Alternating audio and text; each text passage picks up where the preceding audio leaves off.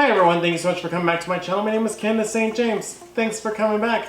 And in this video, we're going to be covering a little bit of the do's and the don'ts today of what to do in a club and what to do at a drag show and what's not appropriate whatsoever. And so get ready, sit tight, and let's get started. Let's get fabulous! But before we get started, don't forget to like, comment, and subscribe, and click the bell button at the bottom of the screen. I would really love to hear from you guys. So I'm gonna go ahead and let you in on a little secret. Drag queens love compliments. So basically, if you want to go ahead and start talking to a drag queen, you can go up and approach them and say, hey, how's it going? How you doing? But if you say something about their makeup that looks good, that you like, and that you might want to replicate yourself, go ahead and tell it to them too, because they actually like to hear that, and that's a quick way to go ahead and get them to actually talk to you. A lot of drag queens are actually really friendly, but the only thing with that is we're also used to having a lot of trolls following us or having people following us for the wrong reasons as well. So the way that we kind of wiggle that out is we kind of come off as a little bit snobby. We can, but you know, the best way to go ahead and do it is just to give them a compliment about how you like their makeup, or how you like their hip pads, or how you like their physique, or whatever. You know, just go ahead and tell them something nice and something friendly, and they'll most likely start talking to you. So some of the things you don't want to go ahead and say to a drag queen upon first meeting them. You don't want to get started talking to them and then the first thing that you come and say is that a dude? You don't ever want to say that somebody is that a dude, or you don't want to, because there's so many different pronouns that we're using nowadays, and you don't want to go ahead and offend somebody. And you know, saying, you know, because a lot of people have the common misconception that drag is supposed to be men dressed up as females and they have to pass as a female. And I don't pass as a female. I pass as a female clown maybe, but I don't pass off as a clown. You don't want to go ahead and ask upon. You don't want the first thing for them to hear is, are you a dude, or are you a chick, or are you what? You don't want to. That's kind of a really personal question, you know, and you don't really want to have to answer that right at the very beginning. So I would kind of refrain from that question. Number two, I would say that you don't want to say that if you're a queen already, you don't want to come into a new club and be like, oh, I'm the prettiest one. You don't want to go ahead and get started with that, because if you do, you're going to get people already that are looking at you, and they're looking you up and down, and you don't want them to have some kind of resentment towards you already for just kind of insulting them, because you saying that you're the prettiest one is kind of like a backwards insult towards the queen that you are approaching. It's kind of insulting to them, and so you don't want to go ahead and say, oh, I'm the prettiest one, blah blah blah. Especially if you're a new queen and you're in a cast of queens, you don't want to go around saying that, because I had actually a personal experience one time where my ex did that, and so they actually booted him out of the show for that. So make sure you really watch what you say as far as those kind of comments. I'm the prettiest one. We're all pretty. We all know we are pretty, but that's the thing, is you are in a drag show full of pretty people, and if you're going around and you're saying that you're the prettiest one, especially if you're new in the cast, you don't want to go ahead and cause resentments or cause backlash towards you from these people, because they know that they're fierce in their own way, and they know they're fabulous in their own way. And especially if you're a new queen, they are really looking you up and down. Most jobs have a probation period. This job is kind of like that too. They will throw you out of the cast really quick. And you just don't want to go around saying that you're the prettiest one and you're this and you're that, because that means that those people who are allowing you to come into their circle of people, their circle of cast members, you don't want them to feel like they can't teach you anything. And that's the best thing that I can honestly say, is when you go and you are in a drag show or you're in a drag cast, if you are learning whatever you want, you always have to go in the open mindset that you need to learn something, or that you're going to learn a different thing. And a lot of these people, they won't really show you, they won't want to show you anything because they think that you're perfect. Because they think that you know that you're perfect, even though you're probably not. And so don't go ahead with a very cocky attitude saying that you're the prettiest one. It's very cocky. People are not going to want to hang around you. People are not going to want to show you any new things. People are going to let you kind of fall down and let you marinate there at the bottom. So another trick for the trade that I would recommend you would do is that you definitely want to go in, if you are passionate about getting into a drag club and you want to go ahead and get involved in that somehow, some way, if you want to perform and all that stuff, what you want to go ahead and do is you want to go ahead and talk to the leader of the cast, and they will direct you to either the cast member who they're of the cast, and if they are in charge of that as their drag show, they will go ahead and put you in, they'll direct you to however they go about it.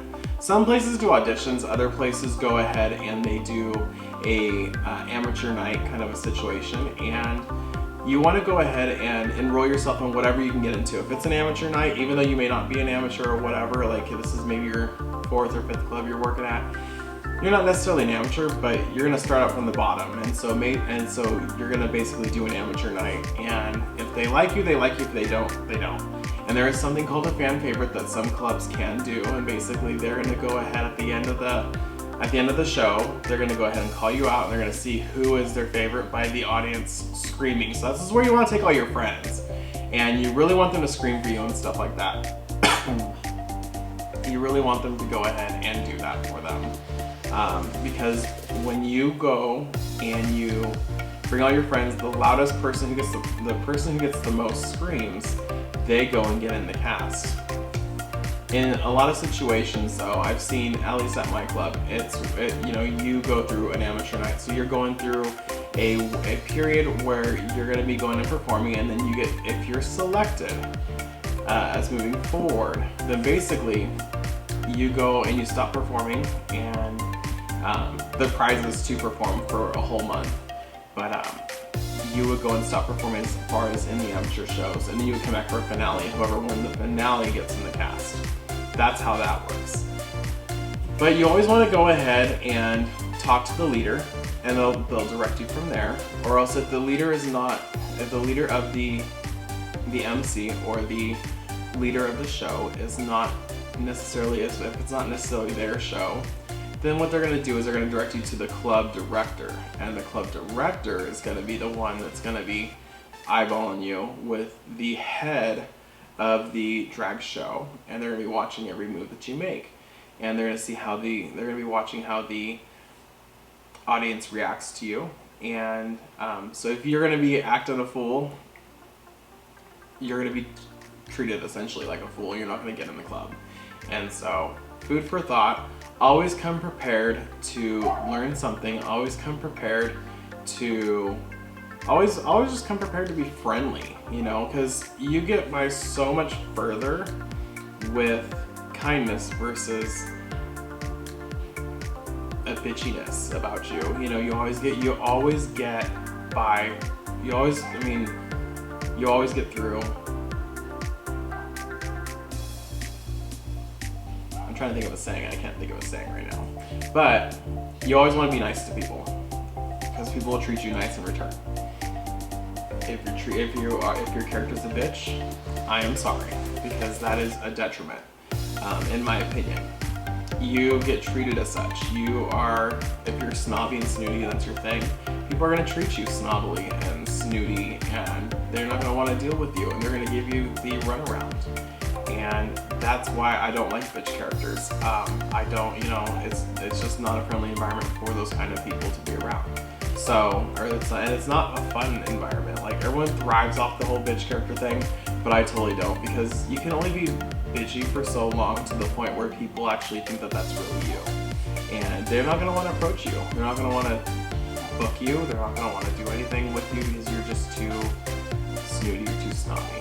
So always be friendly with people, and always try to get in with people. Try to see how you can connect, how you can help out the club, how you can go ahead and get involved with the queens, because a lot of times the queens are doing like car washes and stuff like that to raise money for the club, and so, or for some kind of thing. I know Black Lives Matter is a big thing right now, and so a lot of the queens are standing up and they are doing things in support of Black Lives Matter, you know, fundraisers and stuff like that. And that's one way that you can get people to really kind of get on your side.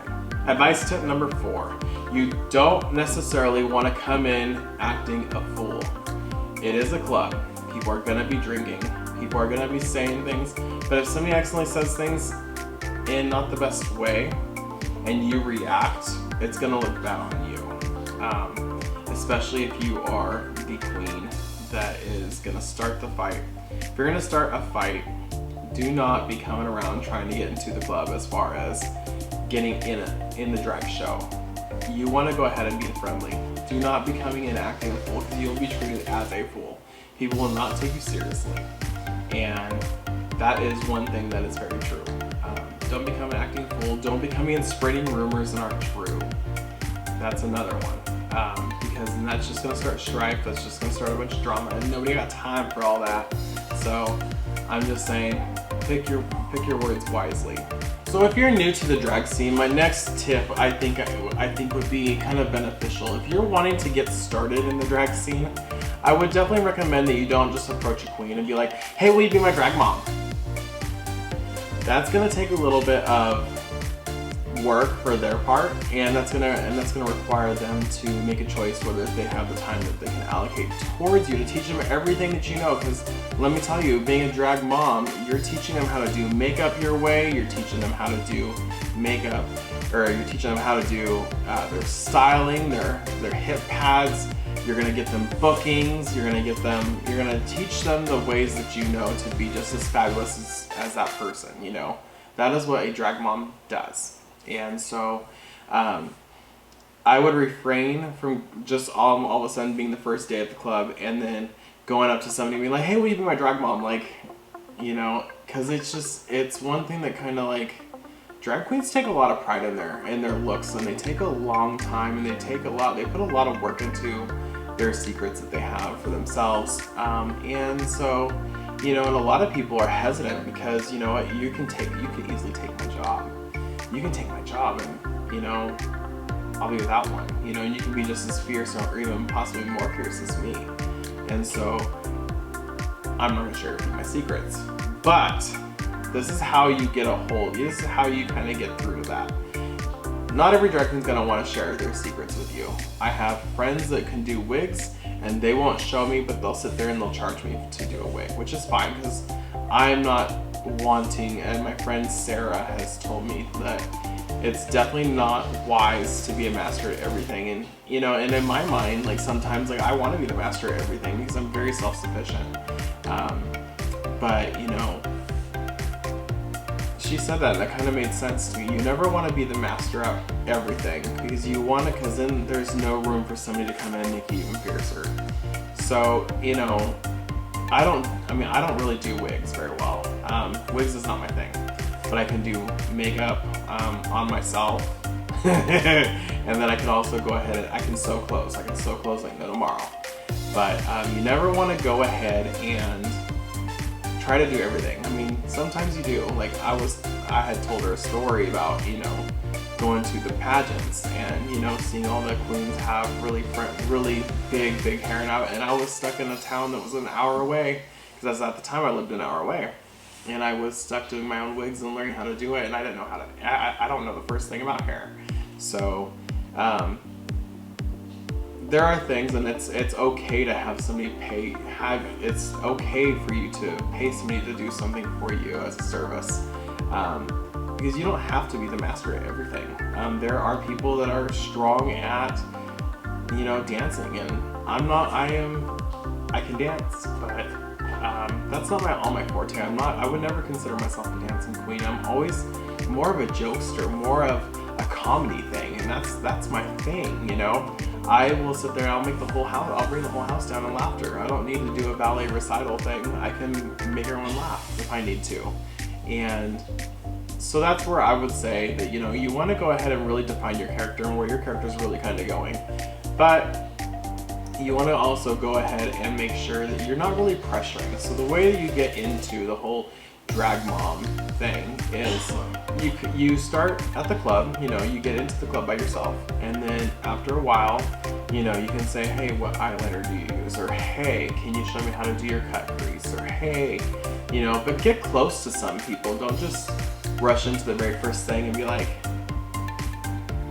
will you be my drag mom? Because that's not gonna happen. It won't. People want to see how you move. People want to see your flavor that you're bringing, because they want to see that you're going to be able to be taught, you know? And that is how you get into getting it with the queens. You want to go ahead and get in there and then, you know, start talking to them, be friendly with them, talk to them as friends, you be friends with them. But then, you know, you can slip in and ask a question once they get to know you. Or else, even if you are a new queen, what you do is you offer your services to another queen, saying, hey, do you need help with carrying your luggage? Do you need help with, I don't know, taking out your wigs, taking out your costumes and putting them on a hanger, you know, stuff like that, and laying them out nicely for that queen. You know, they might really like that, you know. And then from there, once they allow you to do something, you can go ahead and ask a question here and there just to learn more. And most likely 9 times out of 10, people are going to be more happy to tell you that little piece of information because they got a chance to see you and they know you, versus somebody that's just coming off the streets. When they can establish that you aren't going to be taking their job and that you're not a threat to them in any way, then they're more likely to go and help you out and just help you further in your drag journey. So these are a few tips that I have about getting started in your first drag journey, and I really do wish the best for you all, and I am super stoked that you guys had the time to listen to all this stuff. And so basically the best piece of advice is don't come in acting like a fool in a bar scene and trying to go ahead and win in the cast, because that's never going to happen. And try to be friendly to people. You get a lot further with kindness versus being a bitch. Like, you just do, you know? People don't treat you as that. People respect you more because you actually are friendly. And then people actually go ahead and they don't treat you like you're an asshole or you're a bitch. They don't treat you like that. When you go ahead and you're that bitch character, make sure that you are somewhat more polite and somewhat more curved, because sometimes when you become a bitch character, it's easy to be in that mean sense. And the thing is when you're in that mean sense, you can go overboard so quickly. You have to have it somewhat tasteful. And that whole thing about drag is that drag is a character. You are gender bending. You are not necessarily supposed to go ahead and look like a female. You are supposed to be dressed as one, or dressed as the opposite sex, and it's refined. And so, but you're playing with gender. You don't have to be the prettiest queen. You don't have to be the ugliest. You don't have to be. You can be an alien, like a pretty female alien, and that is totally drag. Don't be coming in here trying to do a little strip tease for people and consider that a drag show. It's not considered a drag show. People come up together and they use their talents to go ahead and do a show and entertain people, not just strip tease, you know, or whatever. Don't do that. You want to use a talent that people would unanimously agree on, you know, like such as flamethrowing, such as dancing, such as joke telling, such as whatever, you know. And you want to stick to those. Lip syncing is another one. And some clubs prefer lip syncing, and so you know, for a comedy queen, would do a comedy song is what they would end up doing, or else doing a show with a regular song, and they make it funny. You know, that's what a comedy queen will do typically in that situation. So you know, it's just like, I really do thank you guys for coming in. Just don't be acting like a fool, and just come in and expect to learn something, and you will reap what you really sow. Thank you guys so much for coming back, and I will see you on the next video. Bye! Let's get fabulous!